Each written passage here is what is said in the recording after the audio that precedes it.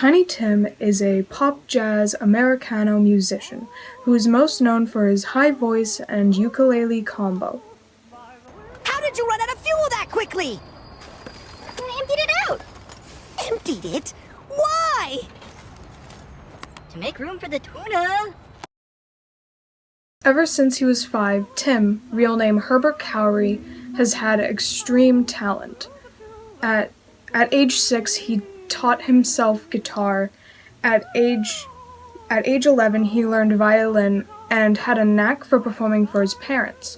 Later, he learned the mandolin and ukulele. The real kicker for him was in 1945 when he was 13. He had gotten appendicitis and got his appendix removed. And I think with the stress of getting appendicitis when you're 13 made him really stressed out and because of that, he only left his room to go to school. #relatable, am I right? In his room, he would read the Bible and listen to the radio. This is where he heard Rudy. Rudy Vallee was a jazz musician who played the saxophone, occasionally singing in an upper octave. It was there that Herbert found out that he could sing in a higher octave as well. Then, in the 1950s, when Tim was around 18 years old, he got a job at a studio, which made him ever more interested in the entertainment industry. Around that same time as well, he started performing at local talent shows, under many names such as Texarkana Tex, Judas K. Foxglove, Emmett Swink, and Vernon Castle as some examples. During these talent shows, while his name surely stood out, he didn't look much different. And honestly, if he grew up nowadays, I wouldn't be surprised if he had that ramen noodle hair so many boys have now. So, to stand out, he grew his hair out and started wearing bright makeup. His mom, thinking he was going insane, wanted to bring him to a psychiatrist. But Herbert's dad stepped in and stopped that. Whoa, go woke dad, am I right? In winter of 1963, he got a paying gig at an LGBT plus bar. Man's really said gay rights, but he himself, not gay. He also started playing around with names again. Derry Dover and Sir Timothy Timms to be exact. But he would soon cement his ironic name after performing right after a midget. Tiny Tim is 6'1". Very funny. It was also during this time that he was considered locally popular. But he would soon become a household name after performing Tisket a Tasket on Laugh-In 1968. Tisket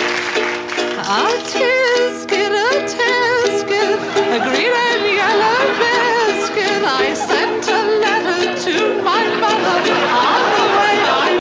After that, in April of the same year, he released his first ever album, God Bless Tiny Tim. Hello, my dear friends. Well, here I am on record at last, and it feels so wonderful to be here with you on my first album. Then a year later, in 1969, he released a kids' album called For All My Little Friends.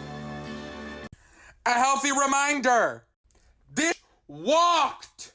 She strutted that runway, mama, so that Peppa could run! But for real, this album is quite nice, and I think when I was younger, I would have enjoyed this as well. The album was rightfully awarded a Grammy. On October 7th, he got on the ice with his favorite hockey team, the Toronto Maple Leafs, for a charity event. He was quoted as saying, "What a thrill! Just being on the ice was great, even though he couldn't skate very well." It really must have been nice, since at previous matches he would be made fun of and yelled at. But not everything good can last forever, as after the 1960s his popularity dwindled. He got less TV appearances, but he kept on performing even until his death. He was, however, in a movie in 1986's Blood Harvest, where he played Marvelous Mervo, and I think he made like 3 songs for that. Marvelous Mervo, at your service. Marvelous Mervo, that's my name. But besides the movie, which you can watch for free on Tubi, nothing much else happened. I mean, he formed a record label, called Vic Tim Records, named after himself and his first wife, Miss Vicky. But really, besides that, nothing much else happened. Until his unfortunate death. You see, when I said he performed until his death, I wasn't kidding, as on November 30th, 1996, Herbert Cowrie suffered a heart attack while performing his famous song, Tiptoe Through the Tulips. Earlier that same day, he had collapsed and was told not to perform by multiple doctors. But he did anyways, because he didn't want to disappoint his fans. And that dedication killed him. I think I resonate with Tim's music because he gets made fun of for the way he sings and acts while he's just being himself. And he's always wanted to make people happy, even if it's at his own expense. And I can kind of relate to that. John Lennon liked Tiny Tim. Tiny Tim had type 2 diabetes, probably. Was considered a lonely outcast intoxicated by fame. Considered himself athletic spiritually. And he was in the movie Normal Love by Jack Smith.